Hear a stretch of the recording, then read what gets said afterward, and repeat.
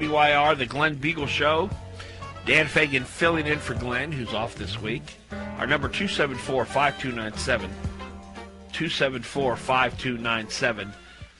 Ethan Bearman is a writer and talk show host of the nationally syndicated Ethan Bearman Show.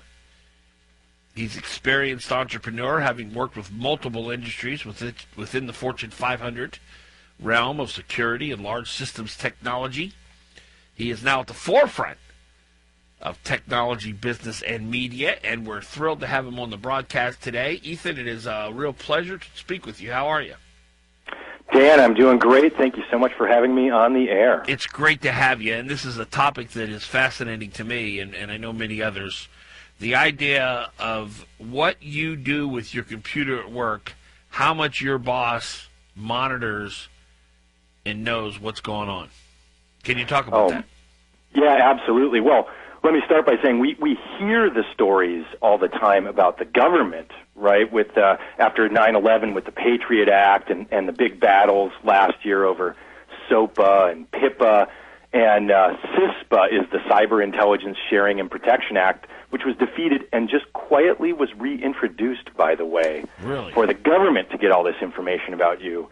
And what people don't realize is the law is far more lenient about what your employer can monitor and gather about you and what is completely legal. Well, I guess the rationale would be what? That the employer owns the computer, owns the building, you're in his property, you're under his employ or her employ, and anything you do on their equipment, they have a right to spy on. Is that the rationale behind it? Yeah, that is absolutely the summary of it in its entirety, which is, again, they've invested a lot of money in you as an employee, so they're paying you a good salary, hopefully, and they're paying your benefits, everything else they've possibly invested in education for you, training, job training, and you signed employment paperwork when you took the job. And with that, because they're spending money on you, and it's their equipment, as you said, their internet connection, their phone, they can legally monitor and log and track basically everything that you do while you're on company equipment, not even just when you're on company time. Is it right, though? Well, so that is the question that I personally struggle over. So I've been an employer, I've been an employee, I've seen and participated in investigations at large employers, and I know that I like my privacy. So the question comes down to where is the line, and really part of the reason I wrote this article was to empower employees so they know what's going on at work. So, is it right? I think it's a clearer line when it's the government because we have the Constitution that helps clarify that. When it's an employer and you are there at will employment, you can freely leave the employ of an employer at any time, right? That's the basis of so much of our employment law in this country, and Alaska's no different than any others. California has some really quirky stuff with that, but you can quit your job if you don't like what the employer is doing. You can say, forget it, I'm going to go work somewhere else. You've done a lot of work with Fortune 500 companies. Do you find that the bigger the company, the more they snoop? Well, it's not just the bigger the company. I've worked with mom and pop shops. I grew up in a family business, and it really has to do with the sensitivity of either the customer information, the product information. Are they spending a lot of money on R&D? Are they a bank? Generally, the more secretive you would expect their information to be, the more they have implemented the tools for keeping track of everything you do. Obviously, the thing that comes to mind when you're talking about this subject, and we're talking to Ethan Bearman, who is a writer and talk show host of the Ethan Bearman Show, pornography. What happens? What's the general policy, the consensus among employers when it comes to employees using their work computer to look up pornography? Do most employers look the other way? Do most employers know about it? What do you typically find? Sure. Well, that's actually a great question, Dan. And what most employers do, again, the bigger the company, the more they're spending money on these technologies, but they're flat out blocking pornographic sites. I see. And a lot of the companies will even extend that beyond pornography And let's say you wanted to shop for lingerie for your wife, for example. Or for yourself. And you try... Or for yourself, sure, why not? You know, I mean, J. Edgar Hoover, excuse me, was probably doing that at the FBI, as we find out later. But, you know, so you might be shopping for lingerie, and a lot of them will even extend it to that. You can't visit Victoria's Secret or Fredericks of Hollywood. It's too risque, and that has to do with human resource rules, because somebody might be offended. So you say you wrote a recent article to kind of clue in the employee. What's the biggest piece of advice you would say to someone who uses a computer at work? Well, if they're using a computer at work, the most important piece of advice is nothing you are doing is private. Yes. Do not do anything that you wouldn't want to do right in front of your boss's face on that computer. Yes.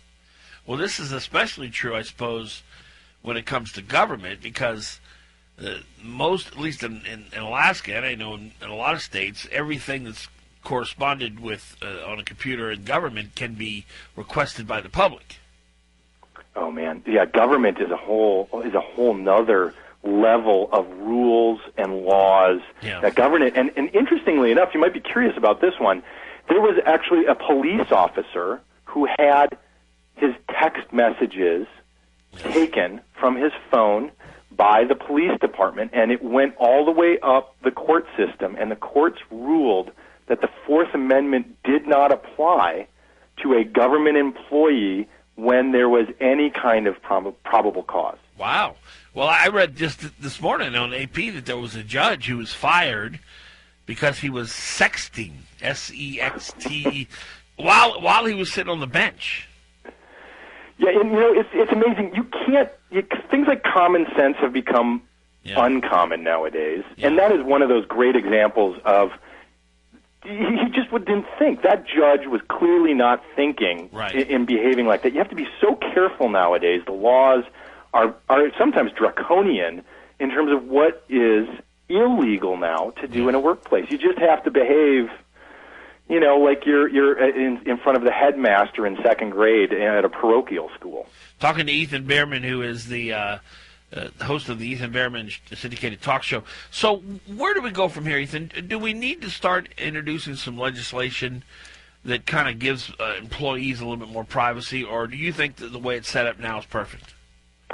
Well, I can't say anything is perfect, and there's always room for improvement. But the most important thing, there's two things. One is, if you're going to do stuff privately at work, or use your own phone, buy a separate phone. Don't do it on your smartphone at work. But the law can be changed to give people some leeway that everything isn't recordable.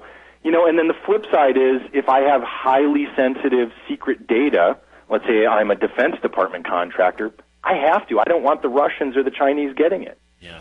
For whatever you do, don't work on your resume at work. Right, because your boss will know. And you'd be amazed when you hit the delete button on your email, Dan, it's not deleted. Is that right? It goes to hard drive? It is stored, plus things like Sarbanes-Oxley that were passed over a decade ago now in the aftermath of Enron. Yes. Sarbanes-Oxley requires that email to be kept for 7 years. Yes. Wow. It's amazing the world we live in today and how... Now, when you're at... I know your expertise is at work in the employee-employer relationship, but what about at home? Do you have to worry about people hacking into your computer at home and neighbors getting on your Wi-Fi and all that stuff? That's actually another great question, and I appreciate you asking that. Yes, you do. Personal privacy is under heavy attack. The protocols, the technology underlying the Internet, so how you use a web browser, how the email system works, the underlying technology was created so long ago, and security was not anywhere in the design. So email is a gigantic hole, and I have a couple of brief pieces of advice. Always use a password. Yeah. Always use different passwords. So if you have 3 different bank accounts, with one's for a credit card, one's for your bank, you know, a retirement account, another one's for your car loan, use different passwords Well, I know go ahead. Yeah, go ahead. Well, I know when I get on my Wi-Fi sometimes, I live in a condo with other units, so I see 5 or 6 networks there. But mine's password protected. There's no way people can get on my network, is there? Absolutely, they can. Well, how would they do many that? utilities out there for that. There are 3-letter acronyms for the security on a wireless network. Okay. The old method is highly susceptible to be hacked, and it's called WEP or WEP. Okay, yeah. Don't ever use WEP on your wireless because I can hack that in minutes. Well, now, what if someone does get onto my wireless network? Can they get into anything on my computer? Well, depending on how you've set up the security on your computer. So you should always use the software firewall that's built into every modern operating system. Which means it protects it. A firewall is literally the same context as used in a car or a home as it is on a computer. That's where that term comes from. Okay. And it's to block something from crossing the threshold into your personal computer. Boy, things you got to worry about today, huh?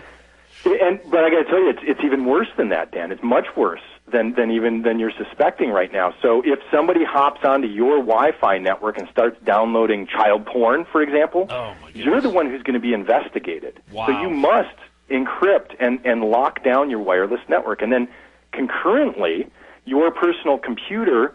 Now, if you click on a link in an email, even if it's from somebody you think, don't ever click the link in the email. Gotcha. Copy and paste the URL into your browser because they can hide where you're really going to go to. And so now you've given, it might look like your bank's website when you click the link. Wow. And it's not. And it's actually somebody who's going to steal all of your money. I got an email yesterday from Wells Fargo saying that my account, that they wanted to get some information for me, and so I opened the email, and it was all these, my Social Security number, my account number. They wanted to verify everything. Well, I don't have an account with Wells Fargo. So clearly it was someone trying to get my personal information. I guess this stuff's just common now, huh?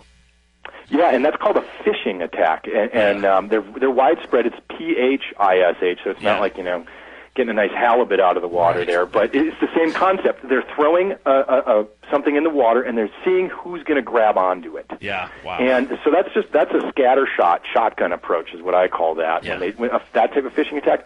But there's something much more insidious than that type of phishing attack, and it's called a spear phishing attack. And these are what are used on government officials, military officials, and that's how the Chinese have hacked our military networks. A spear phishing attack is an email that looks like it's from somebody that you know, a person, not just a bank, somebody that you personally know, and it typically will have an attachment to it that says, hey, I need you to review this contract, Dan. Hurry up and sign it, and let's say it says it's from your boss. Yeah. So you're going to open that attachment. Yeah. And when you do, your computer is immediately infected, and they're now stealing all of the data off of your computer. Even with a Mac? Even with a Mac. Macs and Linux, the Unix variants, are a little more secure, but not much. Wow. Well, Ethan Bearman, it's good that you're on the job. How can people find your writings, and what's your website, and how can people hear your show? Oh, well, that's great. Thanks, Dan. You can read my writing at blog.ethanbearman.com, and I get published in a bunch of places, but I usually put links as they get published on blog.ethanbearman.com. And then my show is live Sundays. It is 3 to 5 p.m. Alaska time, and you can find me online at gcnlive.com until KBYR picks me up. Ethan, it sounds like your show's great, and it's great information. I really appreciate you spending some time with us today. Dan, thank you.